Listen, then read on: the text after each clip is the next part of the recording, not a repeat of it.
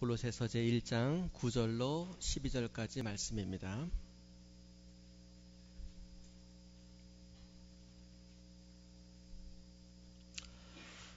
이로써 우리도 듣던 날부터 너희를 위하여 기도하기를 그치지 아니하고 구하노니 너희로 하여금 모든 신령한 지혜와 총명에 하나님의 뜻을 아는 것으로 채우게 하시고 주께 합당하게 행하여 범사에 기쁘시게 하고 모든 선한 일에 열매를 맺게 하시며 하나님을 아는 것에 자라게 하시고 그의 영광의 힘을 따라 모든 능력으로 능하게 하시며 기쁨으로 모든 견딤과 오래 참음에 이르게 하시고 우리로 하여금 빛 가운데서 성도의 기업의 부분을 얻기에 합당하게 하신 아버지께 감사하게 하시기를 원하노라. 아멘. 요즘 우리는 참 힘든 때를 살고 있습니다. 경제적으로 성장 스피드가 느려서 힘든 그런 것도 있지만은 좀 각박한 그런 세상이다. 그런 느낌, 그런 말은 요즘 너무나 많이 들어서 새롭질 않습니다. 좀 사람이 사람답게 사는 그런 일들이 있으면은 그게 어떤 따뜻한 이야기로, 따사로운 이야기로 대서특필되는 그런 때를 살고 있습니다. 철저한 개인주의, 또 집단 이기주의로 사람들은 이 두 개의 풍조가 말이죠. 유행처럼 기승을 부리고 있는 그런 때 아닙니까? 그래서 그런 이해타산에 급급한 이런 그 사회 속에 살면서 우리가 정말 의아하고 또 마음 상하고 상처 입고 그런 일들이 얼마나 많은지 모릅니다. 한두 번이지 워낙 그런 일들을 많이 경험하다 보니까 이제는 누가 이렇게 이기적으로 어떤 말을 했대더라, 또 이런 또 일이 일어났대더라, 그런 말 들으면은 새롭지는 않습니다. 뭔가 상식과 정과 또 사람의 도리가 통하는 그런 세상이 아니라 그야말로 눈 감으면 코베 간다라고 하는 말조차도 이제는 어울리지 않는 그런 삶 가운데 우리가 살고 있지 않는가. 그러면서 문명은 발전하고 또 학문은 발전하고 과학은 발전하는데 과연 이 사람의 인간성은 왜 이렇게 뒤로만 가는 것인가. 그래서 요즘 그런 말 있는 거 아십니까? 개는 노력해도 사람이 될 수 없지만 사람은 쉽게 개가 될 수 있다. 이런 얘기가 있습니다. 그래서 어쨌든 사람이 사람답게 사는 게 이렇게 어려운 것 같아요. 여러분들은 정말 사람을 답게 사는 것을 넘어 말씀대로 성도답게 사는 그런 여러분들이 되셔야만 되겠습니다. 성경의 말씀이 참 좋지요. 흔히들 성경 말씀 가운데서 당신이 제일 좋아하는 성경, 제일 사랑하는 성경이 어디입니까? 이런 얘기를 많이 하고 누구나 또 얘기를 합니다. 그런데 제가 미국의 신학교에서 여러 나라 사람들과 모여서 함께 공부할 때에 한 수업 시간에 교수님이 이런 질문을 하셨습니다. 여러분 성경 가운데, 이 신약 성경 가운데 특별히 여러분이 이 구절은 없으면 좋겠다, 이 장은 빼버리면 좋겠다, 그런 것이 있으면은 이게 뭡니까? 라고 이렇게 물어봤습니다. 그때 이제 여러 학생들이 성경을 뒤적거려 가면서 다들 이제 잠깐 생각하고 다들 내가 성경 가운데서 뺐으면 좋은, 빼면 당연히 큰일 나지요. 그러나 만약에 그럴 수 있다라고 한다면은 제해버리고 싶은, 삭제해버리고 싶은 구절이 뭔가, 이렇게 보트를 했습니다. 이렇게 했더니 가장 많은 신학생들이 이 구절은 없으면 좋겠습니다라고 했던 게 뭐냐면 마태복음 5장 39절로 45절의 말씀입니다. 어떤 내용인가 우리 같이 한번 읽어보시겠습니다. 마태복음 5장 39절로 45절 같이 읽습니다. 나는 너희에게 이르노니 악한 자를 대적하지 말라. 누구든지 내 오른편 뺨을 치거든 왼편도 돌려대며 또 너를 고발하여 속옷을 가지고자 하는 자에게 겉옷까지도 가지게 하며 또 누구든지 너로 억지로 오리를 가게 하거든 그 사람과 심리를 동행하고 네게 구하는 자에게 주며 네게 꾸고자 하는 자에게 거절하지 말라. 또 네 이웃을 사랑하고 네 원수를 미워하라 하였다는 것을 너희가 들었으나 나는 너희에게 이르노니 너희 원수를 사랑하며 너희를 박해하는 자를 위하여 기도하라.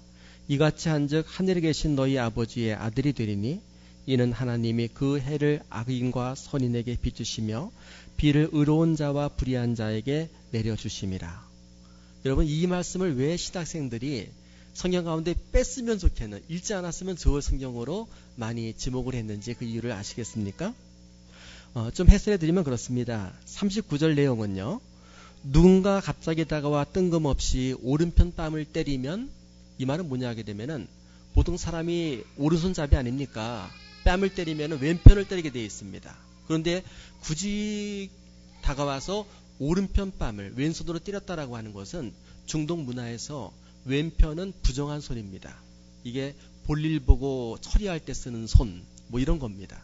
그래서 왼손으로 누구를 만지면은 뭐 그거는 우리가 거의 오랫동안 닦지 않은 발로 누군가를 만진 것과 똑같은 그런 반응을 보이게 됩니다. 그러니까 누군가 오른편 뺨을 때린다라고 하는 것은 발로 뺨을 때렸다, 뭐 이런 얘기랑 같아요. 그러면 어떻게 해요? 왼쪽을 돌려대라, 이런 얘기입니다. 해석하기 어려운 말씀이 40절입니다.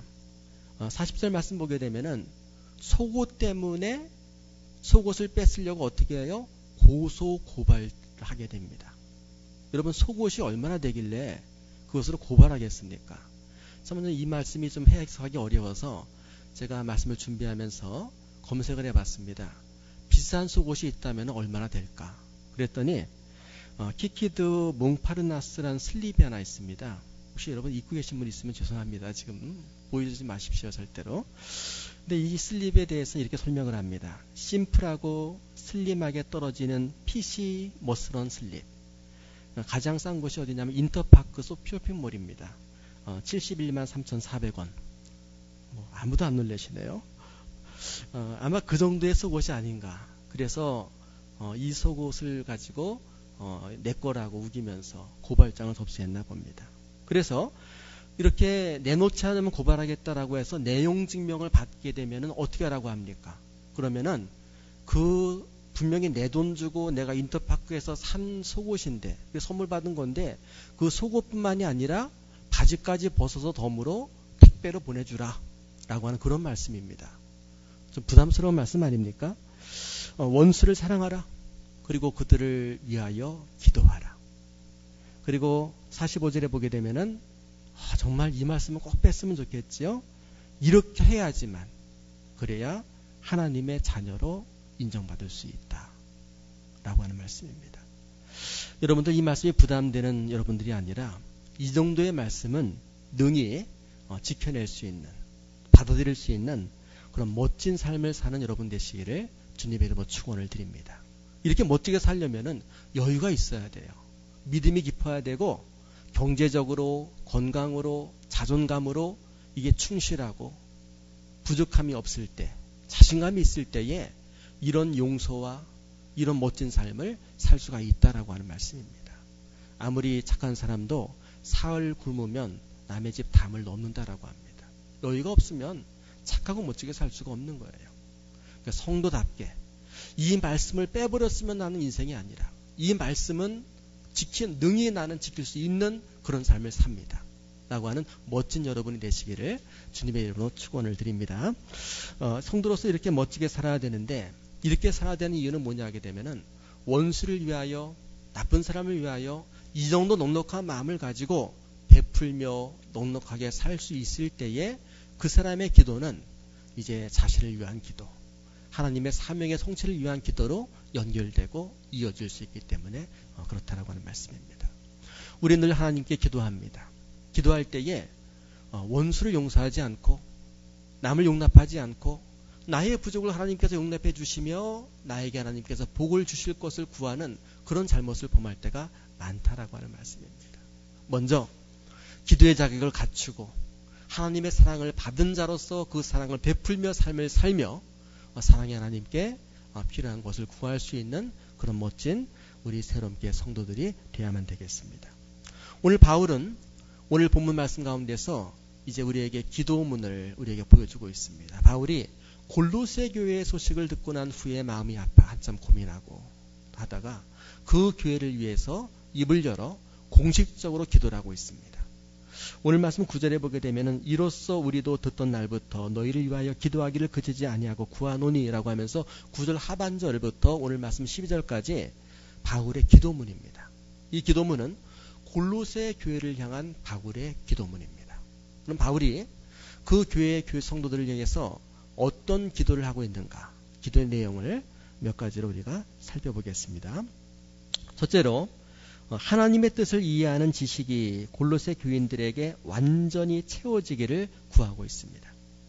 오늘 9절 말씀 보면은 이로써 우리도 듣던 날부터 너희를 위하여 기도하기를 그치지 아니하고 구하노니 너희로 하여금 모든 신령한 지혜와 총명에 하나님의 뜻을 아는 것으로 채우게 하시고 라고 말씀을 합니다.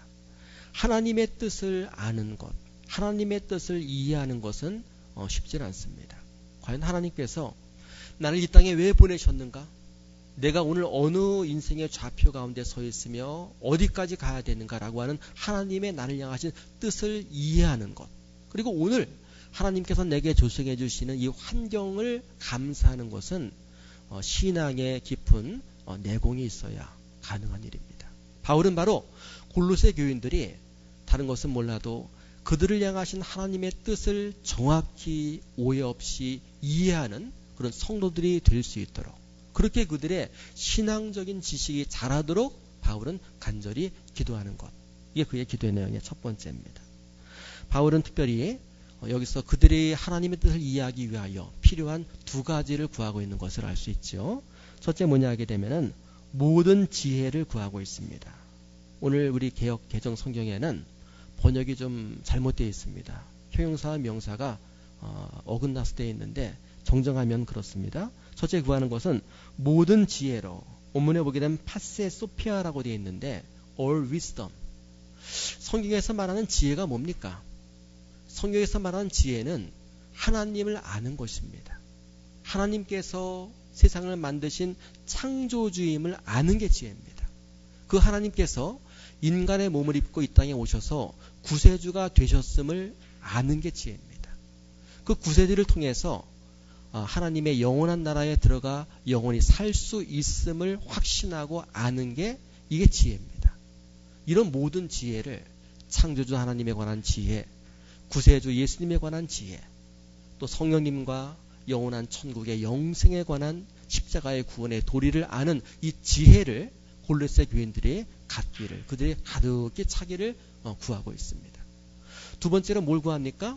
두 번째는 신령한 총명을 구하고 있습니다. 원문에는 시네세이 프니마케티라고 하는 말인데 이것은 스피리추얼 인사이트, 또 영어 성경에는 스피리추얼 언더스탠딩이라는 말로서 번역이 되어 있습니다.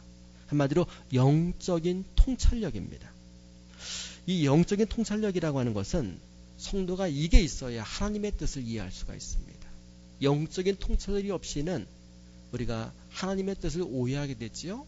그리고는 하나님에 관해서 불평과 원망을 품는 또 그런 죄를 범하게 됩니다. 왜냐하게 되면은 우리가 이 영적인 통찰력이 없으면은 그럼 육의 눈만 가지고 육의 언더스탠딩, 지식적인 이런 통찰력만 가지고 매사를 보게 됩니다. 그러면 살아가면서 내 눈에 보이는, 현재 눈에 보이는 단면만 보고 결정을 내리고 판단하기 때문에 늘 아리송할 때가 많다라고 하는 말씀입니다. 여러분 들어보십시오. 인생을 살다 보게 되면은 늘 나의 인생을 불꽃 같은 눈으로 잠깐도 졸지 않고 주무시지 않고 함께 하시는 하나님이 계시다는 걸 우리가 믿지 않습니까? 그 하나님께서 내가 잘 때도 나의 삶을 관장하고 계시다고 한다면은 왜 그런 사람에게 그런 말을 들을까?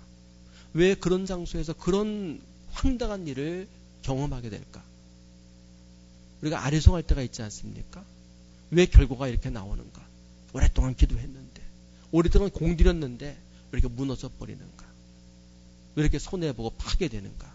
아리송할 때가 있다는 말씀입니다.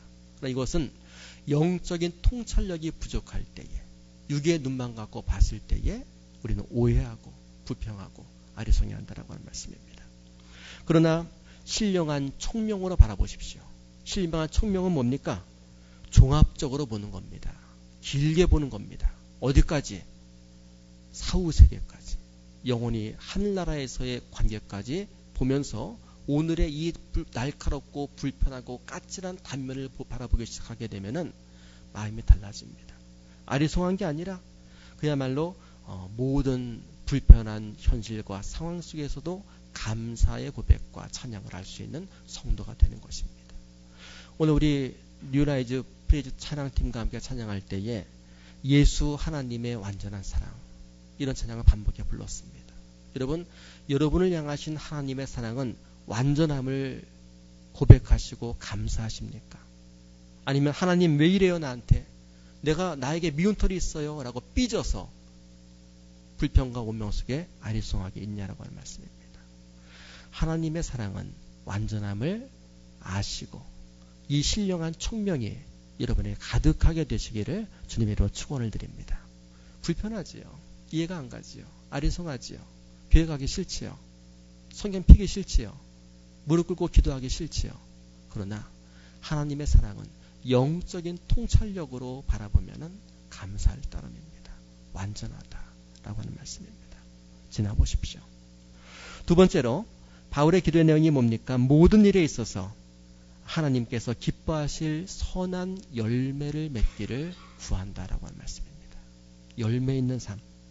10절 말씀 보게 되면은 주께 합당하게 행하여 범사에 기쁘시게 하고 모든 선한 일에 열매를 맺게 하시며 하나님을 아는 것에 자라게 하시고. 자, 여기에서 열매 맺는 삶, 열매 맺는 삶이 어떤 것인가? 어떻게 열매 맺는가? 그리고 어떻게 해야지 열매 맺는 삶의 결과는 무엇인가를 오늘 본문에서 우리에게 잘 가르쳐주고 있습니다. 자, 열매 맺는 삶을 위하여 주께 합당하게 행하여, 이게 선행돼야 된다는 말씀이지요. 여기 합당이라고 하는 것은 악시오스라고 하는 그런 헬라어인데 이 말은 가치 있게, 월티하게 하는 말씀입니다. 우리가 뭘 할 때에 가치 있게 돈을 쓰고 가치 있게 시간을 쓰고 가치 있게 우리가 힘을 쓸 때가 있습니다. 그런가 하게 되면은 소모적으로 허비하며 낭비하며 돈을 쓰거나 시간을 쓰거나 내 기회를 쓸 때가 있다라고 하는 말씀입니다. 믿는 사람들은 모든 일에 범사에 하나님께 합당하게 가치 있게 우리가 일을 처리해 나갈 줄 아는 그런 그 삶이 필요한, 이것을 바로 바울이 구하고 있다라고 하는 말씀이죠. 아무리 자본이 많아도 가치 있게 행하지 못하면은 그 자본을 다 까먹습니다. 결국 문 닫아야 돼요. 망합니다. 그러나 아무리 부족한 자본이라고 할지라도 정말 푼돈으로 얼마 안 되는 거로 사업을 시작했습니다. 그런데 사업을 할 때 매일같이 가치 있게 사업을 합니다. 가치 있게 하면은 점점 불어나지요. 그래서 아주 번창한 사업이 될 수가 있는 것입니다. 우리 성도는 모든 일에 합당히 행해야 됩니다. 합당하게. 내가 성도로서 주께 합당하게 행했을 때에 열매가 있는 것이지, 나는 전혀 불합당하게 합당치 않게 믿음의 삶과 세상의 삶을 살아놓고 열매를 구할 때에 그 열매는 결코 내 것이 내 삶의 가지에 맺어질 수 없다라고 하는 말씀입니다. 두 번째로 바울은 여기에서 선한 열매를 맺어야 믿음의 사람을 우리에게 가르쳐주고 있습니다. 오늘 말씀 보면은 모든 선한 일에 열매를 맺게 하시며 하나님을 아는 것에 자라게 하시고. 자, 열매 맺는 것은 그걸로 끝나는 것이 아니라 열매 있는 사람은, 열매를 맺으며 사는 성도는 그의 믿음이 자라게 되어 있다라고 하는 말씀입니다. 하나님을 아는 것이 자라납니다. 열매가 있으면은. 여러분, 지금 열매의 계절 가을을 맞고 있는데 요즘 가을에 감이 참 맛있고 풍성하게 많지 않습니까?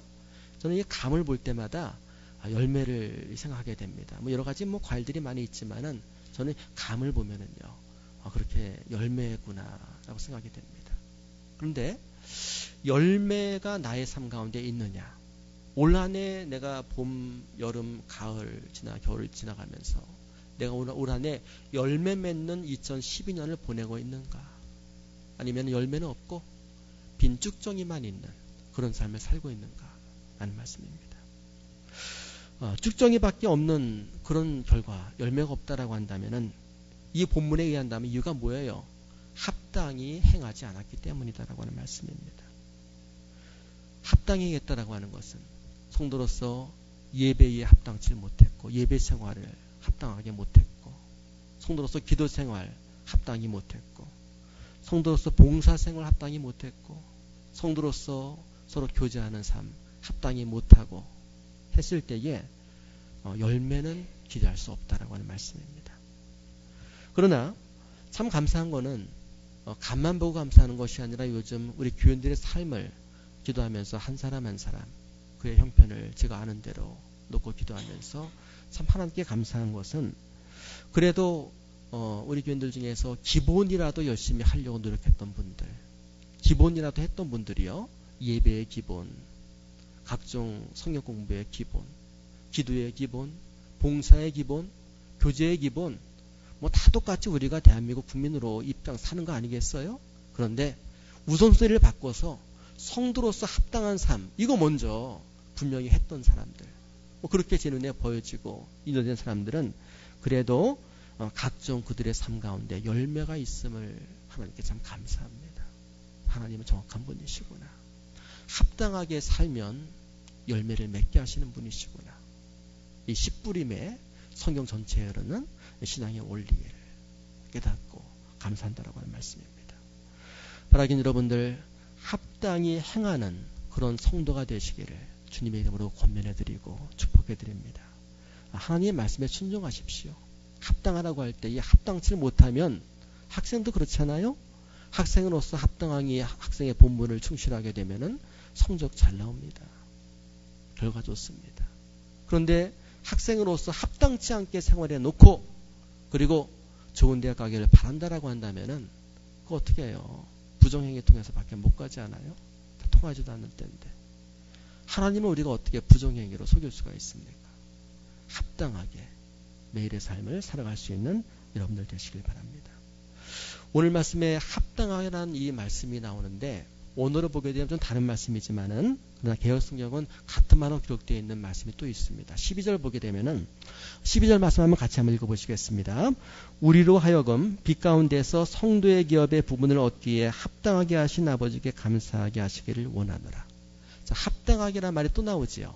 먼저는 우리가 합당하게 하는 거고 두 번째는 그 결과를 보면서 하나님께서 합당하게 우리를 만들어 주시는 겁니다. 오문을 보게 되면 하카노스 안티라고 하는 말인데 이 말은 자격을 주시다, 때를 맞추시다라고 하는 말씀입니다.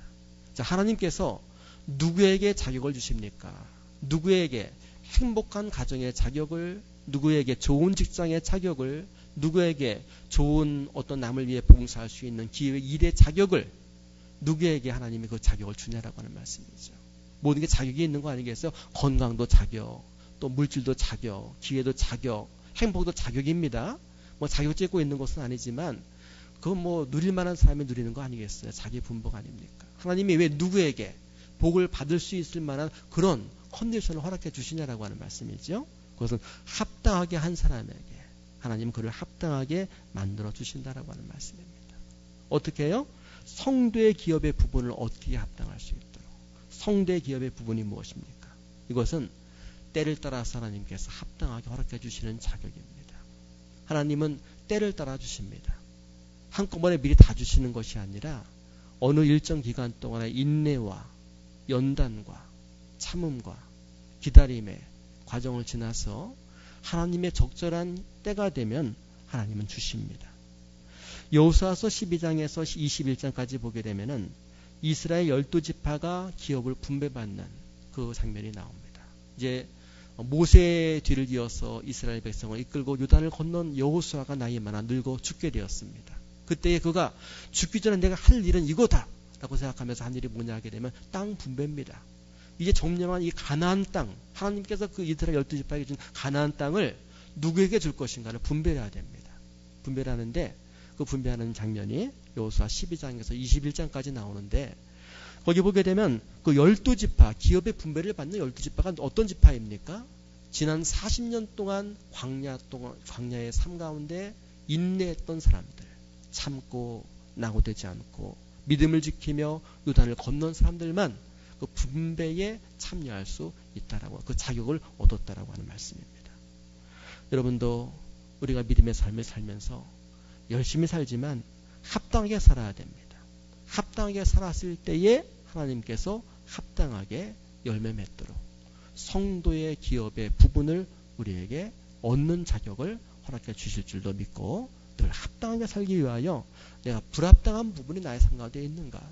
그 부분을 말씀 가운데서 지적받고 비춰보고 고쳐나가는 그런 믿음의 삶을 살아가는 지혜가 필요할 것입니다. 세 번째로 구하는 것이 뭡니까? 세 번째로는 하나님의 영광의 능력으로 능하기를 구했습니다. 하나님의 영광의 능력으로 능한다 라고 하는 게 뭡니까? 오늘 11절에 보게 되면은 그의 영광의 힘을 따라 모든 능력으로 능하게 하시며 라고 세 번째 기도 제목이 나옵니다. 능력. 여러분의 능력은 무엇입니까? 나의 어빌리티, 나의 가능성, 나의 이 포텐셜, 잠재력, 가능성, 능력이 있지 않습니까? 내가 할 수 있는 일들. 그런데 내 능력이 아무리 세도 첫째로 나보다 더 센 사람 만나면 그를 이기지 못하는 게 사람의 능력의 한계입니다. 재미있는 얘기 하나 드릴게요.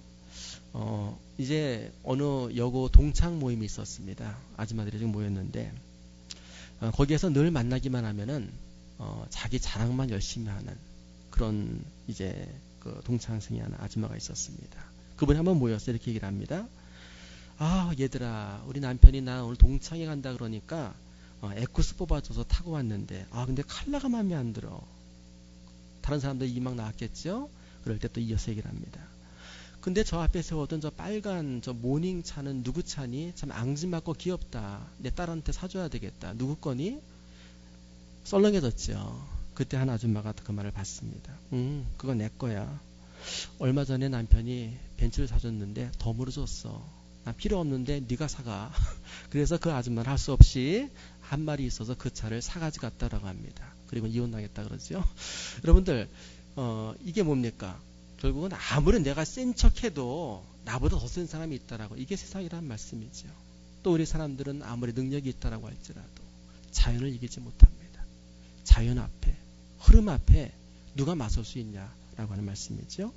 그래서 우리는 내 힘, 내 능력이 아니라 내 커리어, 내 경력이 아니라 하나님의 영광의 힘을 따라 그 능력으로 능한 삶을 살아야만 합니다. 성도는 믿음 안에 하나님 안에 능치 못함이 없다. 내 힘 버리고 그리고 내 무기 내려놓고 내 경력 내려놓고 하나님의 능력과 하나님의 능력을 의지하여 우리가 살아가는 그런 하나님의 능력의 영광으로 영광스럽게 사는 성도의 삶, 그런 삶을 우리는 살아야만 되겠습니다. 마지막 네 번째로 바울이 기도하고 있는 그 기도의 내용은 무엇입니까? 끝까지 인내하기를 구하고 있습니다.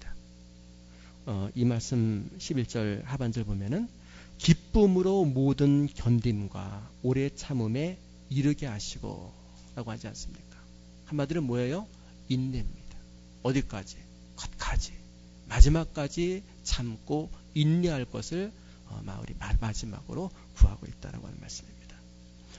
성도의 기업의 부분, 성도의 기업 하나님께서 우리를 향해 마련해 오신 기업은 참 좋은 것입니다.